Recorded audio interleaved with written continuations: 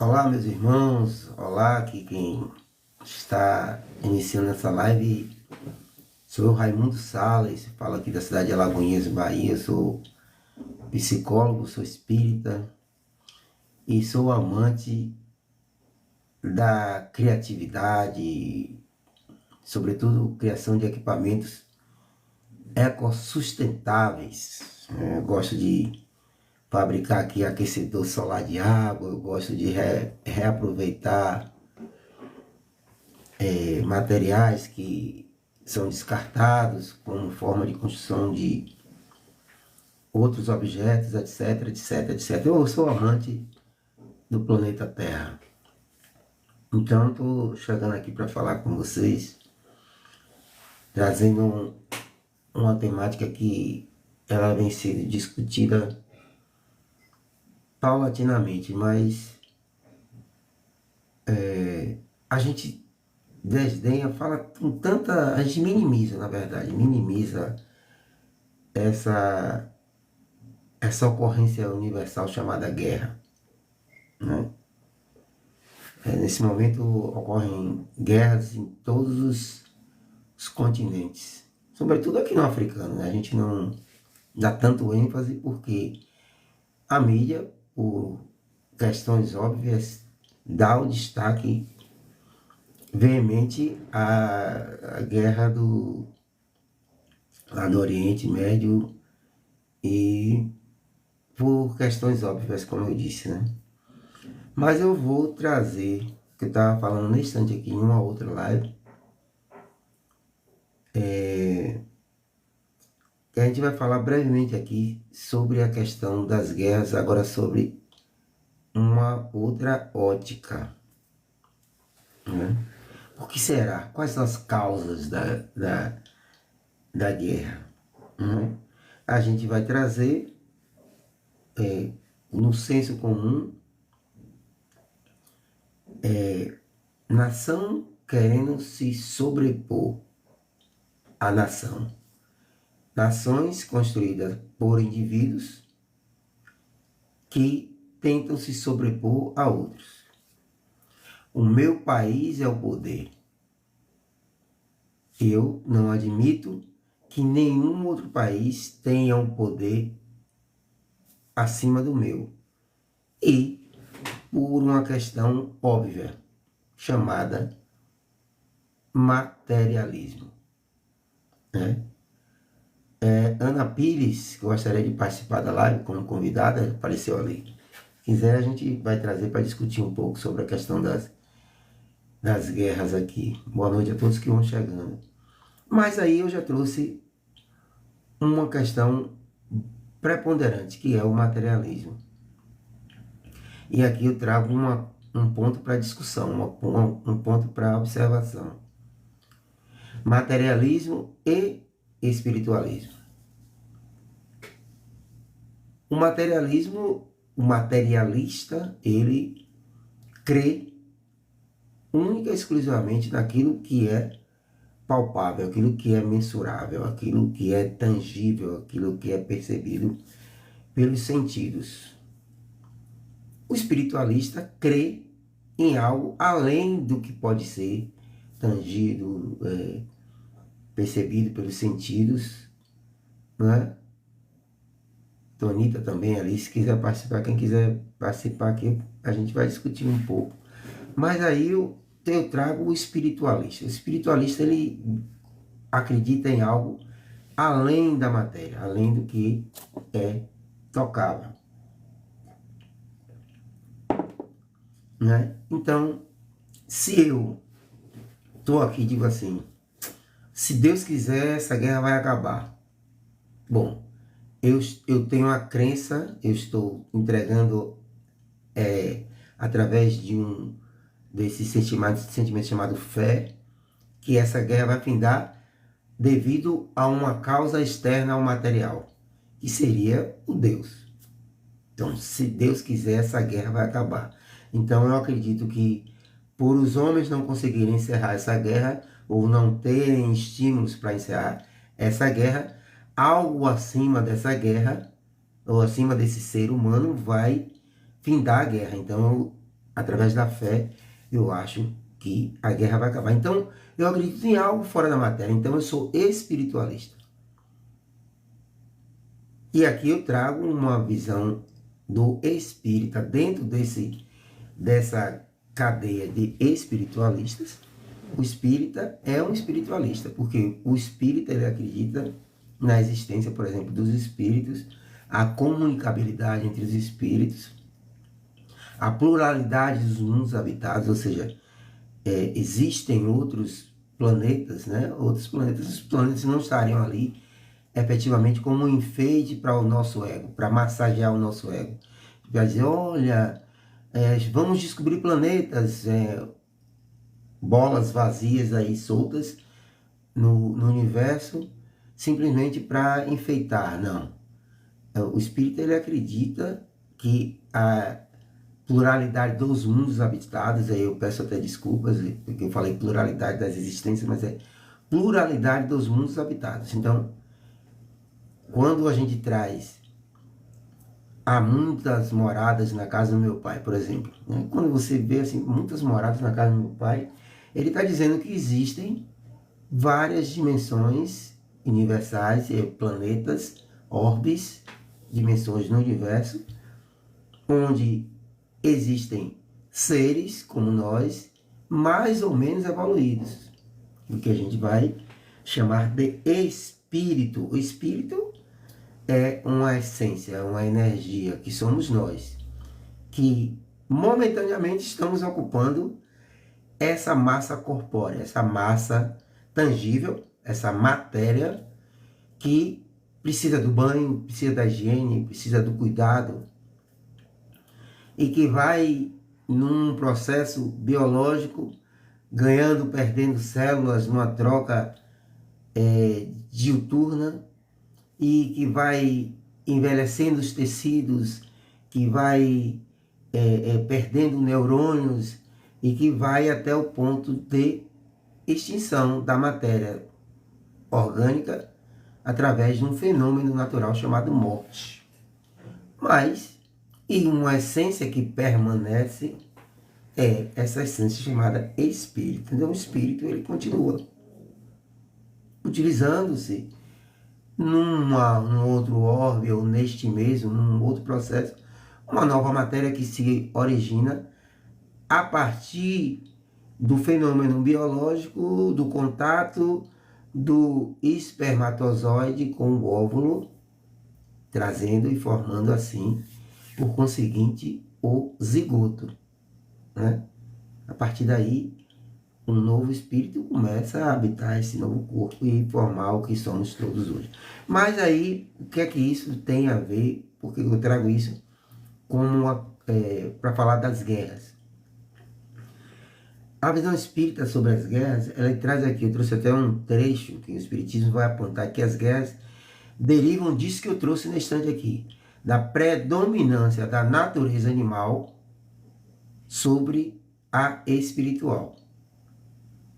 Então, quando a minha natureza é preponderantemente animal, ou seja, os prazeres da carne, os sentimentos ligados à posse, à raiva, a egoísmo, né, a violência, né, a preconceitos, né, aqui uma gama de preconceitos que eu poderia citar aqui, né, mas essa é a natureza animal. Então, quando essa natureza me domina aqui, ela se sobressai em detrimento dessa espiritual, eu estou num processo externo e interno propenso à guerra, né? Então ele diz aqui, ó, sobre a espiritual, do egoísmo, do orgulho e da falta de amor ao próximo. A gente ouve indivíduos de várias religiões, eles têm como premissa básica essa caridade na sua maior acepção, no seu maior significado. A caridade no seu maior significado é eu ter, por exemplo, o que a gente vai chamar aqui de benevolência, bem de bem mesmo. Então, se eu abro, estendo a mão, eu tenho uma mão simbólica aqui, se eu estendo a mão ao outro aqui, ao indivíduo aqui, né? Eu estendo a mão ao outro, ou eu dou o copo d'água para o outro, ou o alimento, estou falando do ponto de vista material, ou a escuta, ou o ombro, ou o lenço, né? O auxílio, seja ele qual for. Então eu quero o bem do outro, né? Quando eu quero o bem, eu estou no primeiro alicerce, primeiro patamar da verdadeira significação, do seu verdadeiro significado da caridade. Um segundo pilar da caridade seria a indulgência. Muitas vezes a gente questiona o que é indulgência. Se a gente quiser fazer uma metáfora, eu vou pegar aqui rapidinho, eu gosto de trazer exemplos, né? Mas eu vou colocar aqui como se fora uma escada. Vou colocar aqui. Aqui são degraus, né? Eu tenho esse degrau da esquerda mais baixo e degrau, esse aqui é o segundo degrau. Nós estamos nesse degrau do ponto de vista evolutivo. Então, o que é que ocorre? Os que já estão num patamar do ponto de vista evolutivo, gente, intelectual e moral. Eu não estou falando aqui de uma hierarquia conceituada minimamente pelo ter material, mas pelo conjunto de inteligências, o conjunto de conhecimentos intelectivos, e esses conhecimentos intelectivos formando um caráter moral, uma base moral, onde o indivíduo coleciona e introjeta valores reais, valores que valem a pena tê-los, né? São os valores morais, como a honestidade, como o zelo, como a ética, tudo de uma forma, eu falava no instante que quando eu começo a fazer esse bem, eu estou falando de benevolência, mas eu volto aqui para o bem. Quando eu começo a fazer o bem como se for o oxigênio que respiro, ou seja, eu nem estou lembrando que respiro aqui, e eu começo a fazer esse bem, que eu nem me lembro que estou fazendo, essa é a verdadeira concepção do entendimento da caridade na sua maior pureza. Mas eu volto aqui para a questão da indulgência. A indulgência é a capacidade de entender que cada um está no seu degrau evolutivo. O indivíduo A ainda está nesse patamar. O indivíduo B já alcançou, através desses valores, um patamar maior. Quando eu estou nesse patamar alto, por conta dessa evolução, eu consigo compreender que o outro ainda está, portanto, ele não permanecerá, é um estado, ele não é inferior, ele está num momento inferior.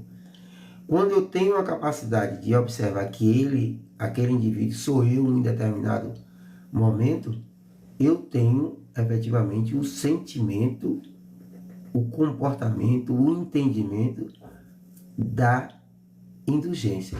Então, indulgência é entender que cada indivíduo se encontra no seu patamar evolutivo. Então, a gente vai alcançando esses patamares, e diga-se de passagem, é uma construção, tem que ser real, não pode ser imposta, tem que ser uma coisa natural. Eu preciso incentivo. Deixa eu dar uns alunos aqui.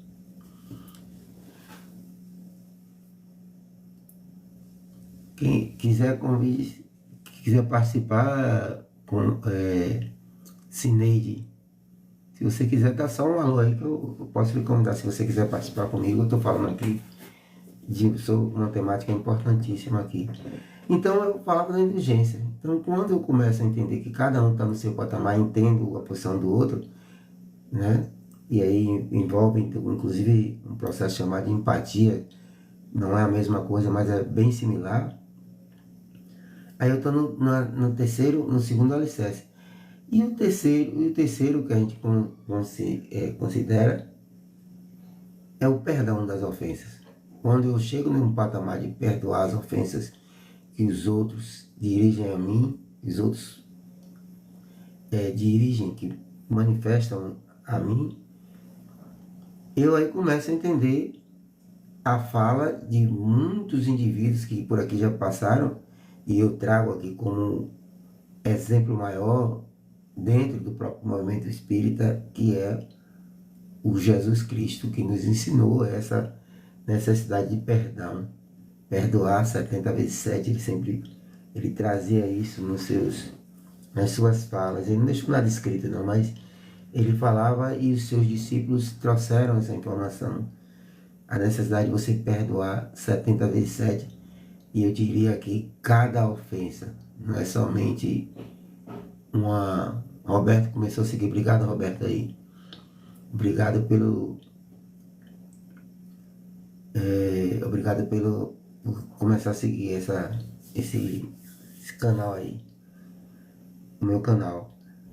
Então, quando eu começo a entender o sentimento, a verdadeira necessidade de perdoar as ofensas, 70 vezes 7, cada ofensa, aí eu fecho esse tripé do significado dessa caridade que a gente sempre fala. Porque a gente está muito acostumado na caridade somente material, onde eu pego um saco de comida aqui e vou lá, não, todo dia eu dou minha sopa, todo dia eu dou uma bolacha, dou um feijão, dou um dinheiro, dou uma esmola, etc. Obviamente, há que se fazer, né? Ou seria oportuno se a gente já tivesse numa evolução humanitária tal que a justiça social ocultasse a necessidade ou extinguisse a necessidade da caridade material. Se a gente tivesse a justiça social, a gente não precisava estar fazendo essas doações. Mas a gente tem que fazer e deve fazer essa doação material, porque se não for esses indivíduos, né? Esses artistas, esses atores da caridade material, o governo por si só, os governos por si só não seriam capazes de sustentar. A gente vê aí as entidades filantrópicas, as casas de acolhimento e muita gente no anonimato que traz essa caridade material importantíssima, mas que possamos caminhar para uma justiça social. E aí, quais são esses pontos principais que o indivíduo traz? A busca do poder, riquezas e as satisfações de paixões também são fatores que são desencadeantes da guerra, que desencadeiam a guerra justamente isso. Então, quando eu trago poder, a gente está vendo lá, eu botei uma frase, eu botei assim: Irã, Iraque, USA, que é o United States of America, Estados Unidos. Depois eu botei Iraque, e USA, Irã. E por último eu botei USA todos. Ou seja, essa nação chamada Estados Unidos, a gente está vendo aí, por conta dos seus líderes serem absurdamente materialistas, e aí a gente vai trazer uma questão de afinidade.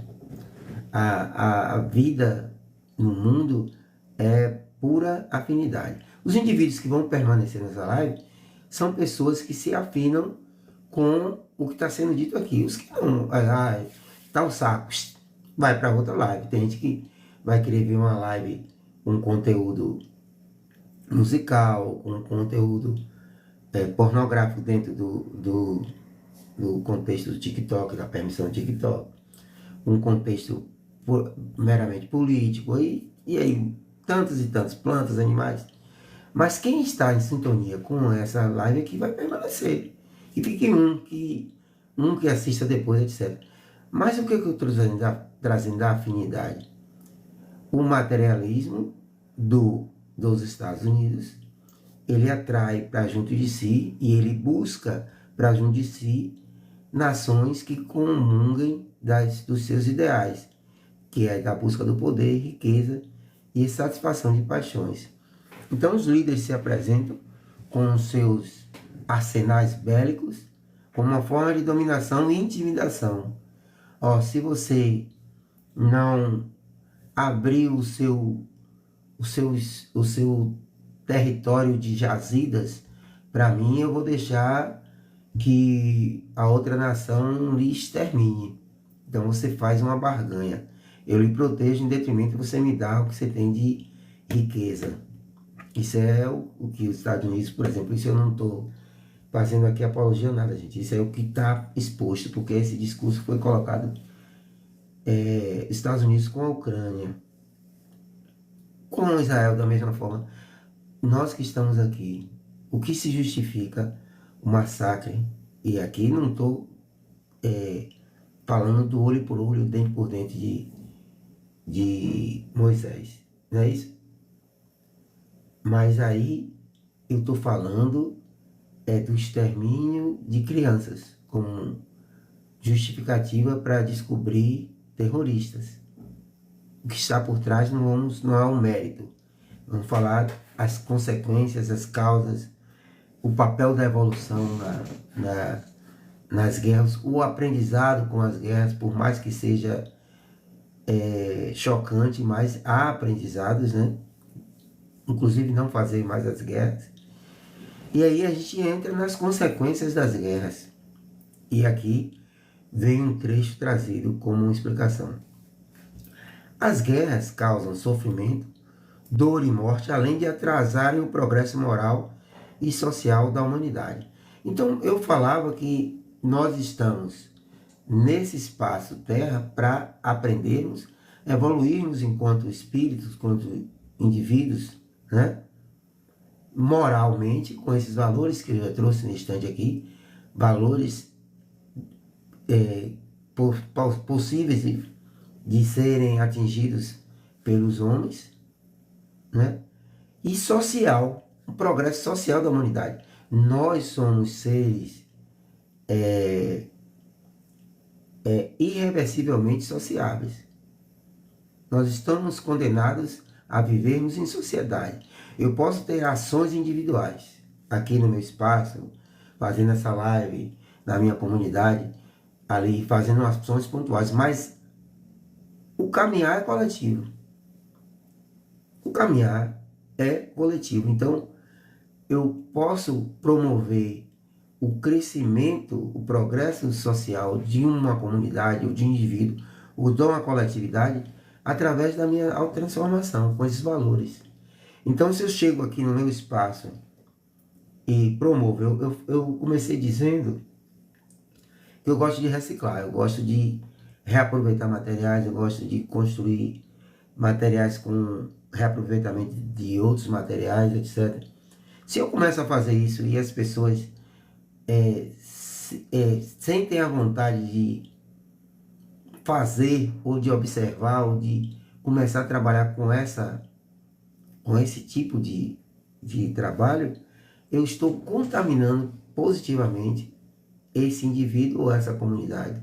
Então eu sou alguém que posso promover o progresso social da minha rua, do meu bairro, da minha cidade, da minha comunidade, do meu estado e por assim vai.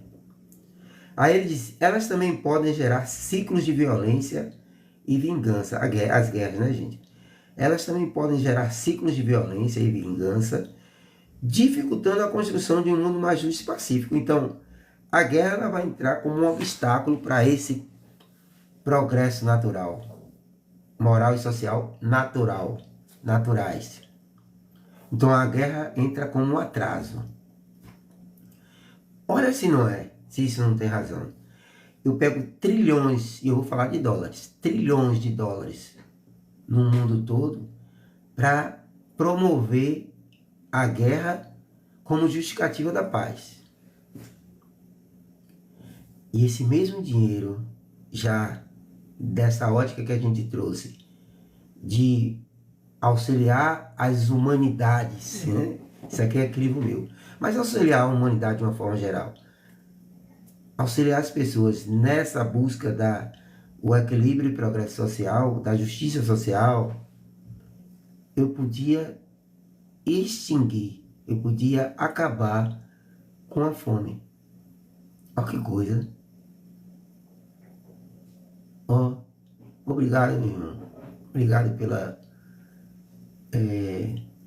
Obrigado por eu não aparece o nome dele, mas eu agradeço as pessoas que estão, que trazem os seus presentes aí, que dão uma valorizada na live. Mas aí o que é que acontece? Quando a humanidade entender que as guerras não levam a lugar positivo nenhum e só fazem atrasar a construção desse mundo mais justo e pacífico, as guerras vão se extinguir, elas vão acabar. E esse dinheiro que é direcionado para compra, para fabricação, para distribuição, né, para recrutamento de indivíduos, mortes, tratamento das pessoas que são feridas, etc. E esse dinheiro for direcionado para alimentação, para os famintos, né? Para a construção de habitações, de habitação, saúde, enfim, transporte, enfim, tudo que a gente utilize como forma de progresso desse cidadão, dessa pessoa. Olha só, aqui ninguém está dizendo para que os ricos dividam as suas fortunas igualitariamente, como é uma proposta do socialismo. Mas eu estou dizendo do comunismo e socialismo, né, por assim dizer. Eu estou falando para que a gente entenda que a guerra não é um caminho, mas um ponto a ser colocado como final, e que a gente possa se preocupar na ótica desse Cristo, na ótica todos esses indivíduos que lutaram pela paz, Mahatma Gandhi, né? O próprio Nelson Mandela, a nossa irmã Teresa de Calcutá, temos Chico Xavier, o Divaldo Franco, agora tantos e tantos do campo evangélico, como Luther King, Martin Luther King e tantos outros pastores.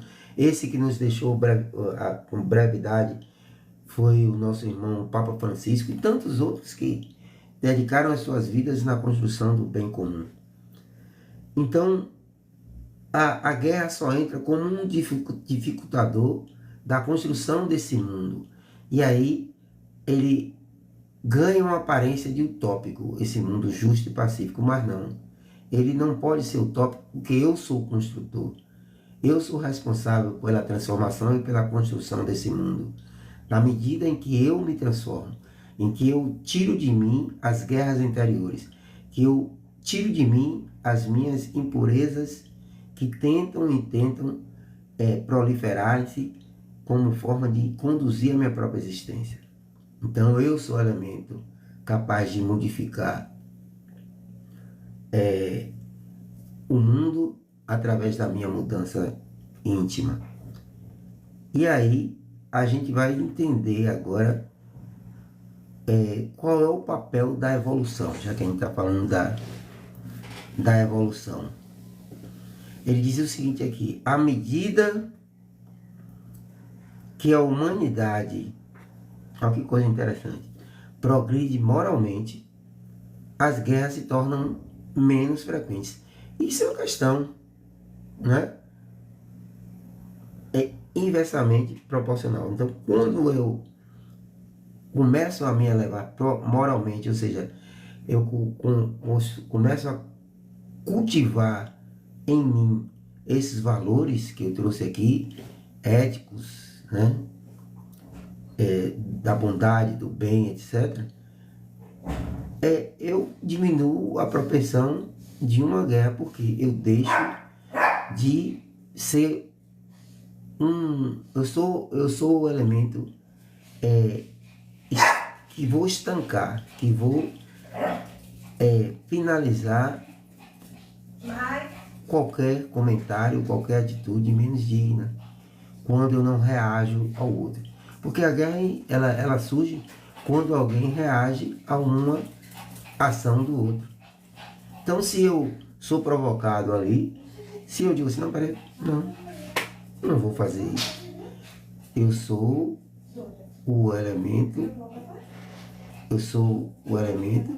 final, eu sou a estação terminal de qualquer comentário menos digno. Então, eu sou capaz de exterminar a guerra, quando eu extermino a guerra em mim, quando eu não vou pro revide. Eu vou me defender, mas eu não vou aceitar a provocação na construção da guerra. Então ele diz o seguinte: no entanto, mesmo em mundos mais evoluídos, eu estou falando que existem mundos mais evoluídos do que esse azul aqui, gente, pode haver conflitos, mas eles serão resolvidos de forma mais harmoniosa e racional. Ou seja, aqui nesse mundo aqui, Terra, há conflitos, mas se os indivíduos que comandam as nações são indivíduos mais racionais e harmoniosos, tendem-se resoluções de conflitos mais rápido, com menos sofrimento, com menos dor. É por isso que a gente tem que pensar e observar quais são os representantes de nações que queremos. Você que me ouve aí agora fora desse continente ou fora do meu país aqui, quais representantes que você quer, que vocês querem? São indivíduos que estejam mais voltados para essas virtudes, para esse progresso moral, ou indivíduos que ainda estão estagnados nas imperfeições? Isso é uma escolha, isso é a liberdade de escolha, isso é o livre-arbítrio. E aí a gente vê uma outra temática, que é a reforma íntima, que é a solução para as guerras. Segundo essa doutrina, que eu chamo doutrina maravilhosa, que é a doutrina dos espíritos, reside na reforma íntima de cada indivíduo, na busca pela transformação interior e na prática do amor ao próximo. Então ele falou, ninguém falou na teoria do amor ao próximo, falou na prática do amor ao próximo.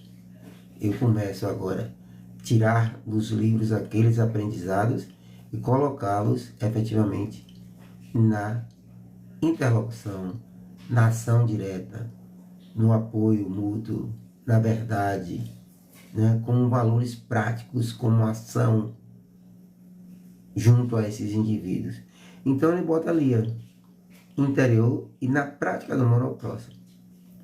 Ele diz, ao cultivar valores como a fraternidade, a humildade e a solidariedade, nós, seres humanos, nos tornamos mais aptos a construirmos um mundo de paz e harmonia.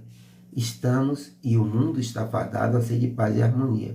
Porque, embora alguns não acreditem, mas os terremotos estão aí para provarem isso, os degelos, o vai e vem das marés, as árvores nascer e morrer, esse planeta está em transformação, ou seja, o planeta é um ser vivo em transformação. Então, para construir um mundo, tanto física como moralmente superior, na paz e harmonia, é preciso que eu transforme esse mundo interior, esse meu mundo interior. Para transformar o mundo exterior, eu preciso transformar o meu mundo interior. Eu agradeço a todos que estiveram aqui comigo, que quiserem participar das lives. Eu vou estar sempre trazendo uma temática para a gente falar, para a gente discutir e para a gente aprender, né? Aprender mutuamente, né? Eu daqui, vocês de lá, trazendo aprendizado, sempre aprendizado.